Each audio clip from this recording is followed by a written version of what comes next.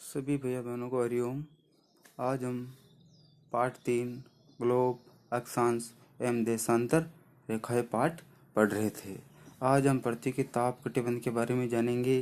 पृथ्वी पर सभी जगह समान तापमान नहीं रहता है। जहाँ पर सूर्य की किरणें सीधी पड़ती वहाँ पर तापमान अधिक रहता है, तथा जहाँ तापमान यानी कि सूर्य की किरणें तिरछी पड़ती वहाँ पर तापमान कम रहता है। तो पृथ्वी को 3 कटिबंधों में बांटा गया है। पहला, कर्क रेखा एवं मकर रेखा के बीच के सभी अक्षांश पर सूर्य वर्ष में एक बार दोपहर में सिर के ठीक ऊपर होता है, इसलिए इस क्षेत्र में सबसे अधिक ऊष्मा प्राप्त होती है। इसलिए इसे उष्णकटिबंधीय ताप में रखा जाता है, यानी उष्ण कटिबंध कहलाता है। 2, कर्क रेखा तथा मकर रेखा के बाद किसी भी अक्षांश पर दोपहर का सूर्य कभी भी सिर के ऊपर नहीं होता है। ध्रुव की तरफ सूर्य की किरणें तिरछी हो जाती हैं। इस प्रकार उत्तरी गोलार्ध में कर्क रेखा एवं उत्तरी ध्रुववृत्त तथा दक्षिणी गोलार्ध में मकर रेखा एवं दक्षिणी ध्रुववृत्त के बीच वाले क्षेत्र का तापमान मध्यम रहता है, यानी कि न तो ज्यादा न कम। इसलिए इस कटिबंध को शीतोष्ण कटिबंध कहा जाता है।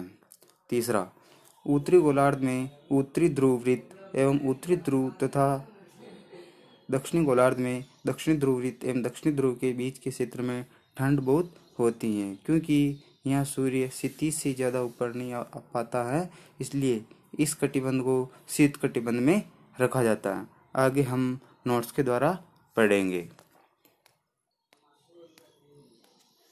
पृथ्वी के ताप कटिबंध।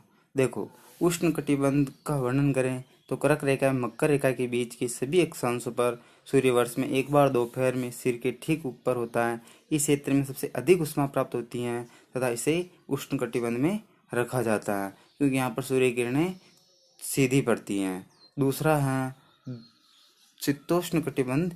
क्या होता है? ध्रुव की तरफ, ध्रुव यानी कि पृथ्वी के आखिरी सिरे की तरफ, ध्रुव की तरफ सूर्य किरणें तिरछी होती जाती हैं। इस प्रकार उत्तरी गोलार्ध में कर्क रेखा एवं उत्तरी ध्रुववृत्त तथा दक्षिणी गोलार्ध में मकर रेखा एवं दक्षिणी ध्रुववृत्त के बीच वाले क्षेत्र का तापमान मध्यम रहता है, क्योंकि यहाँ पर सूर्य किरणें तिरछी पड़ती हैं।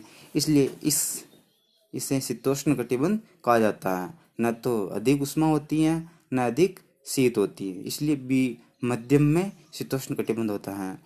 तीसरा है शीत कटिबंध, जहाँ पर ठंड अधिक पड़ती है। उत्तरी गोलार्ध में उत्तरी ध्रुव एवं उत्तरी ध्रुव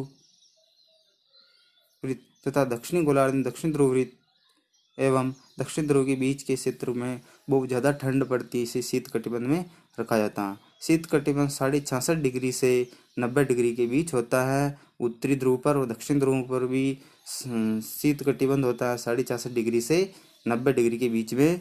यहाँ पर सूर्य किरणें बहुत तिरछी पड़ती है, इसलिए यहाँ पर ठंड अधिक होती है, बर्फीला स्थान होता है, इसलिए इस कटिबंध को शीत कटिबंध में रखा जाता है। गृह कार्य प्रश्न नंबर 1, उष्ण कटिबंध के बारे में लिखिए। इसके बारे में आपको वर्णन करना इस नोट्स में देखिए, और सभी भैया बहनों को इस प्रश्न का उत्तर तथा नोट्स को फेयर कॉपी में लिखना है। जय हिंद।